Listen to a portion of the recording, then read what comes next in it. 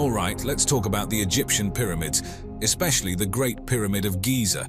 These aren't just a bunch of stone blocks stacked together. They're a mind-boggling blend of mystery, history, and some serious engineering skills. Now picture this. You're in Egypt around 2600 BCE.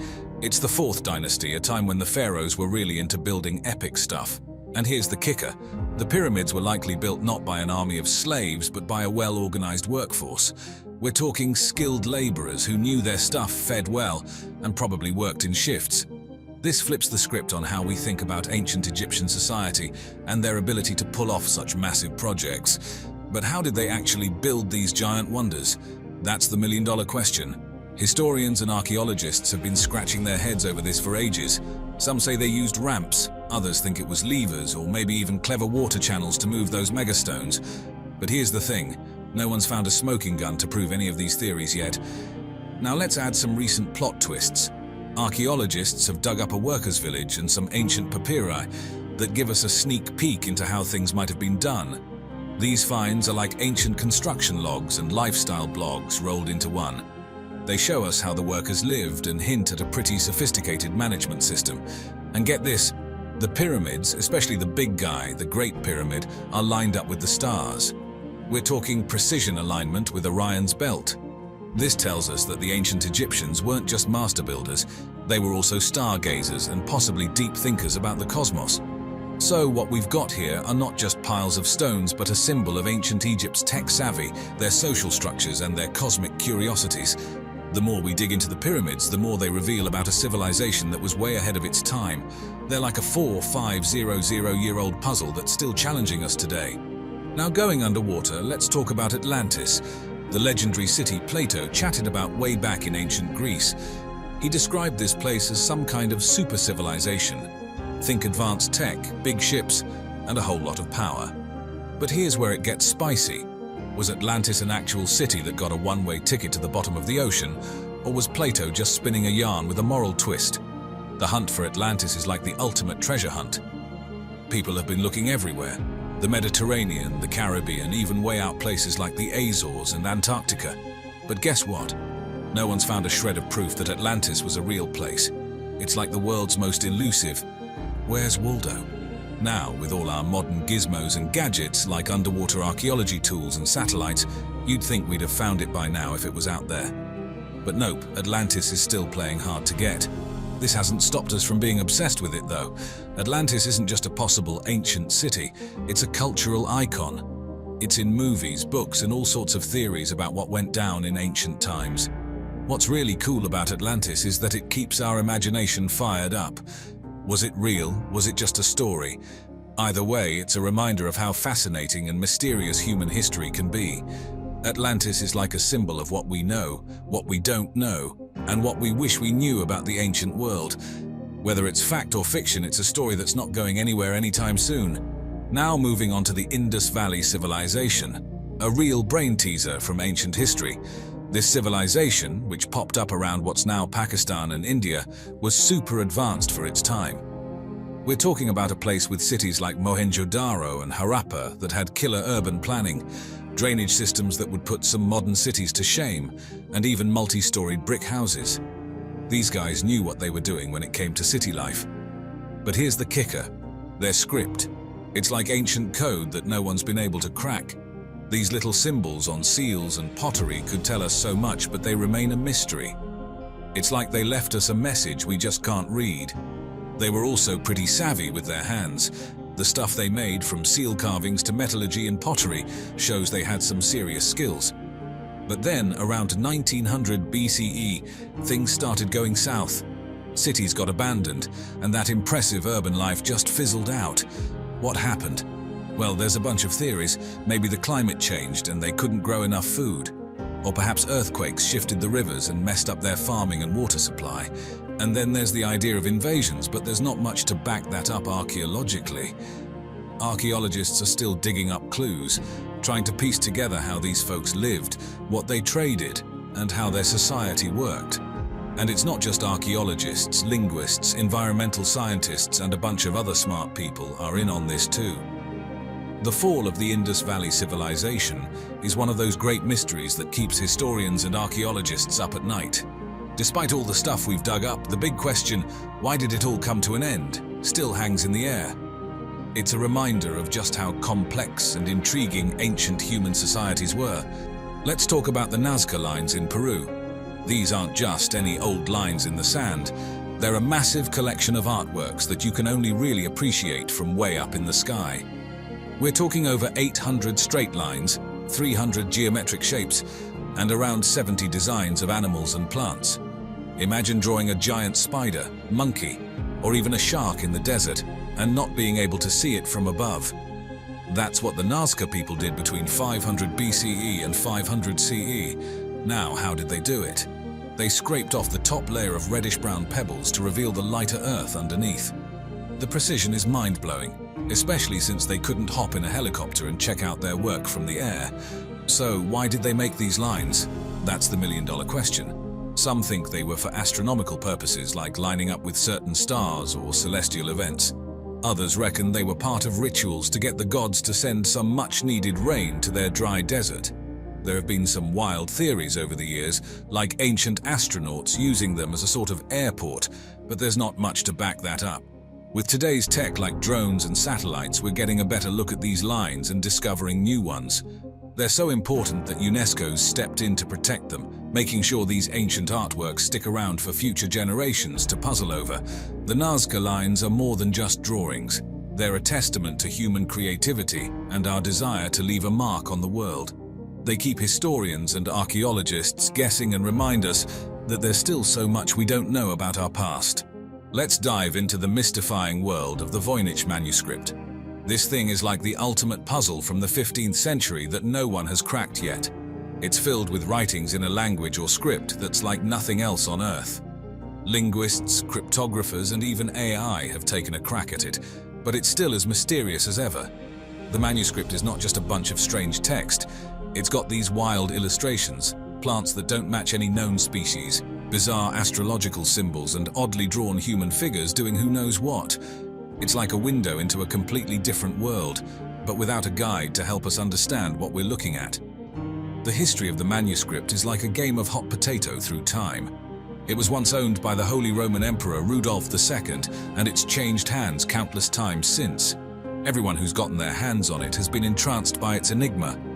As for what it's all about, theories are all over the place. Is it a medical textbook from another world, a secret alchemical guide, or maybe the world's most elaborate prank? Nobody knows for sure. The best brains of both the past and present have tried to decode it, but it remains a stubborn mystery. The Voynich manuscript isn't just a curiosity. It's a symbol of the mysteries that our history still holds. It challenges us, teases us with its secrets, and keeps us guessing. Every page is a reminder of how much we still have to learn about our past and the depths of knowledge that remain unexplored. Alright, let's chat about Stonehenge, that big circle of rocks standing on the Salisbury Plain in England. It's not just a bunch of stones, it's a prehistoric enigma that's been boggling minds for ages. Built over a whopping 1,500 years, Stonehenge's true purpose is like a puzzle missing half its pieces. Now, these weren't just random rocks tossed together. The builders were onto something big.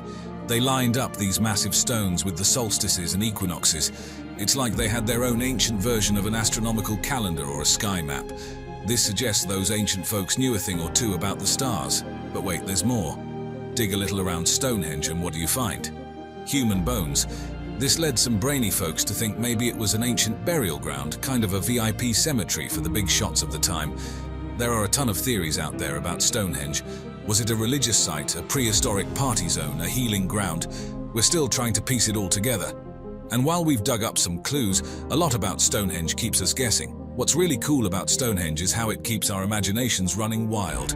It's not just an ancient site, it's a symbol of mystery, a reminder of how our ancestors tried to make sense of the world around them. So, while we might not have all the answers about Stonehenge, it's definitely one of those mysteries that keep the past intriguing and alive. Dive into the world of the Terracotta Army, an epic archaeological treasure that's like a time capsule from ancient China.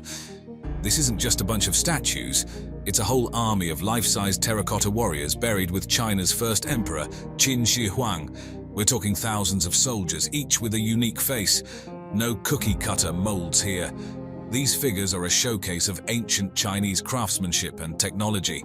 Each warrior, from his hairstyle to his armor, was crafted with incredible detail, making the whole army not just a protective force for the emperor in the afterlife, but also a display of the empire's power and skill. But here's the kicker. The terracotta army is just one part of a massive complex that's like a version of the emperor's palace underground. It's all part of this grand plan to keep the emperor safe and comfy in the afterlife, a testament to the ancient Chinese beliefs about life after death. They had a tradition that at that time, the world had been previously destroyed, and they dreaded lest a similar catastrophe would, at the end of a cycle, annihilate the human race. It's features like this that are just unequivocal in terms of realizing that this really happened. Human sacrifices were offered while the entire population passed the night upon their knees, awaiting their doom. These people imagined the world would end.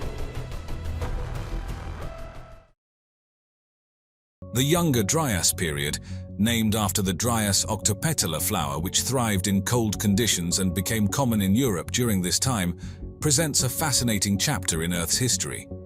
This period, spanning approximately from 12,800 to 11,500 years ago, marks a transition from the late Pleistocene to the early Holocene.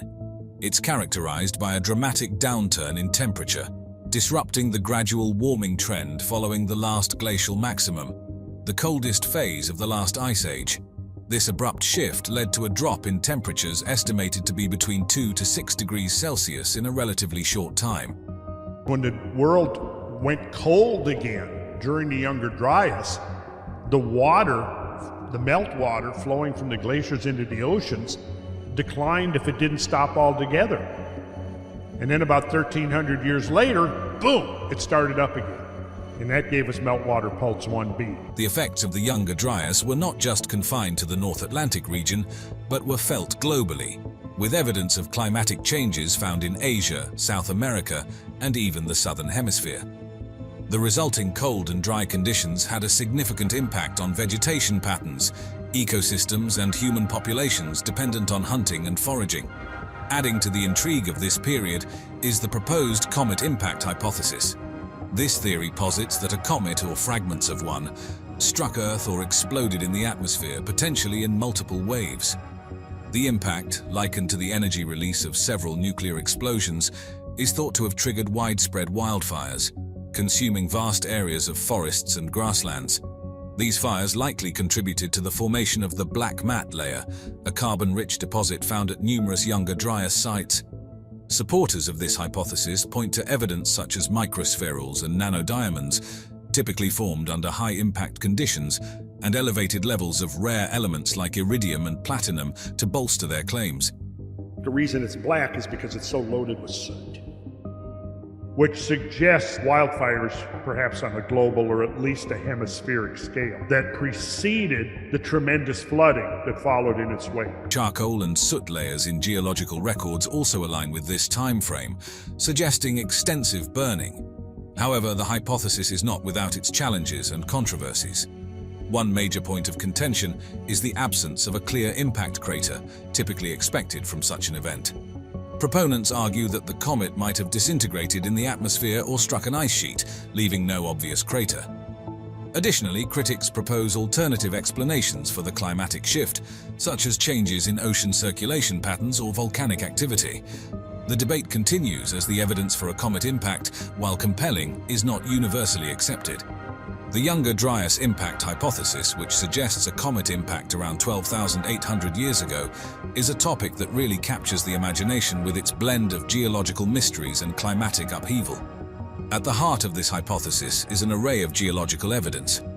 For instance, nanodiamonds, these tiny diamonds formed under extreme pressure, have been found across North America, Europe, and parts of Asia in sediment layers dating back to the Younger Dryas period. Their presence in such widespread locations hints at a high-energy event on a global scale.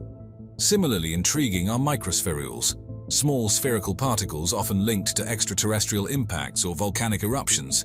The high concentrations of these particles found in the younger Dryas boundary layers further point to a large impact event. But there's more. We see other materials like elevated levels of iridium, rare on Earth but common in meteorites, and magnetic grains containing iridium. Plus, the discovery of soot and carbon-rich layers in these same sediments suggests widespread burning, likely due to wildfires ignited by the impact. Now, these shock-synthesized hexagonal diamonds only occur. There's no known natural process that will produce them, except for the intense heat and pressures of a cosmic impact. Evidence of impact material and the extinction of the megafauna 12,900 years ago. The impact material contains iron oxide spherules in a glassy iron-silica matrix, which is one indicator of a possible meteorite impact. Then there are the Carolina Bays, these elliptical depressions along the US Atlantic seaboard. Their origin is hotly debated, but some researchers think they might be craters from secondary impacts of comet fragments, aligning in a pattern that could suggest a comet coming from the northwest. The climatic impact of this proposed event is just as dramatic. Imagine a comet impact throwing massive amounts of dust, soot, and particulate matter into the atmosphere. This debris spreading globally would have blocked sunlight, leading to a sudden drop in temperatures. This is exactly what we see when we look at climate models and ice core data from Greenland and Antarctica, which show a sharp temperature decline coinciding with the time of the proposed impact. The cooling effect was particularly strong in the northern hemisphere, with temperature drops estimated between 3 to 11 degrees Celsius in some regions. And if that wasn't enough, the comet impact could have also disrupted major ocean currents, like the Atlantic meridional overturning circulation, leading to even further cooling, especially in the North Atlantic. During the transition from the Pleistocene epoch to the Holocene, which roughly overlaps with the Younger Dryas period, something dramatic happened in North America: the extinction of numerous large mammal species. This included some iconic megafauna like woolly mammoths, mastodons, saber-toothed cats, giant ground sloths, and even the North American camel and horse. These extinctions weren't evenly spread across regions, with North America being particularly hard hit.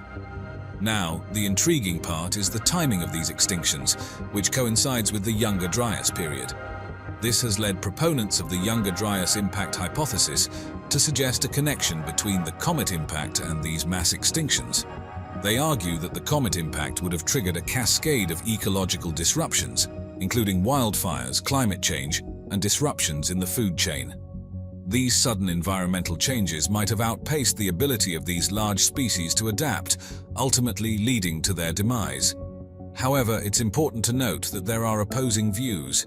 Some scientists argue for alternative explanations, such as the overkill hypothesis, which suggests that human overhunting played a significant role in these extinctions. Others propose natural climatic changes independent of any impact event as potential drivers.